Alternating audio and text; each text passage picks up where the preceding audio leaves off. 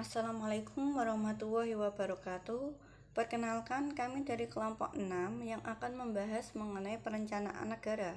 Sebelumnya, perkenalkan, nama saya Jaharani Aida, NIM 89, dan rekan saya Dida Fernanda Putra, NIM 90. Langsung saja ke materi yang pertama, yaitu pengertian perencanaan negara. Perencanaan adalah suatu proses menentukan apa yang ingin dicapai pada masa yang akan datang, serta menetapkan tahapan-tahapan yang dibutuhkan untuk mencapainya.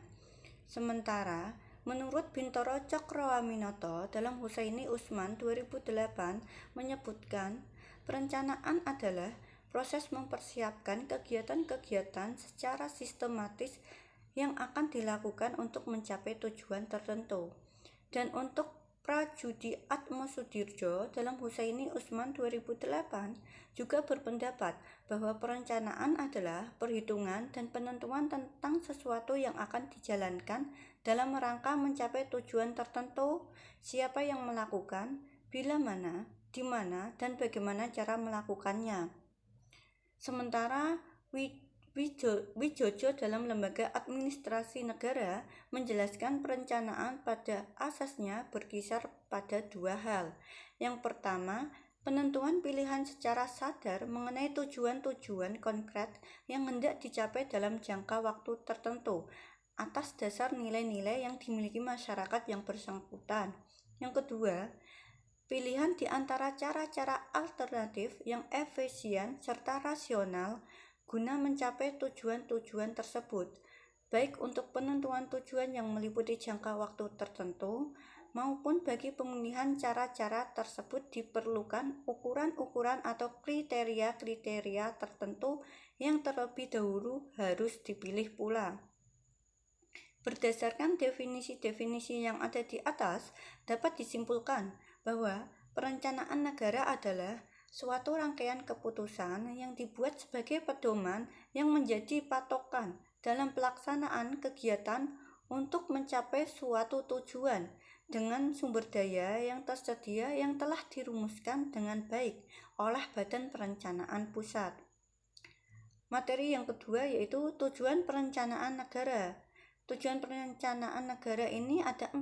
Yang pertama, menjamin terciptanya integrasi, sinkronisasi, dan sinergi baik antar daerah, antar ruang, antar waktu, antar fungsi pemerintah maupun antar pusat dan daerah. Yang kedua, menjamin keterkaitan dan konsistensi antara perencanaan, penganggaran, pelaksanaan, dan pengawasan. Yang ketiga, mengoptimalkan partisipasi masyarakat. Dan yang terakhir, menjamin tercapainya penggunaan sumber daya secara efisien, efektif, berkeadilan, dan berkelanjutan. Untuk materi yang ketiga yaitu sifat perencanaan negara. Sifat perencanaan negara ini ada beberapa. Di antaranya yaitu yang pertama, dari segi ruang lingkup, tujuan, dan sasarannya. Perencanaan dapat bersifat nasional, sektoral, dan spasial. Yang kedua, dari bentuknya, perencanaan dapat berupa perencanaan agregatif atau komprehensif dan parsial. Yang ketiga, dalam jangkauan dan hierarkinya, ada perencanaan tingkat pusat dan tingkat daerah. Yang keempat, dari jangka waktunya, perencanaan dapat bersifat jangka panjang, menengah, atau jangka pendek. Yang kelima, dilihat dari arus informasi. Perencanaan dapat bersifat dari atas ke bawah, top down, dari bawah ke atas, bottom up, atau kedua-duanya. Yang keenam, dari segi ketetapan atau keluasan proyeksi ke depannya, perencanaan dapat indikatif atau preskriptif. Dan yang terakhir, berdasarkan sistem politiknya, perencanaan dapat bersifat alokatif, inovatif, dan radikal. Untuk materi yang keempat dan seterusnya akan disampaikan rekan saya. Kurang lebihnya mohon maaf. Wassalamualaikum warahmatullahi wabarakatuh.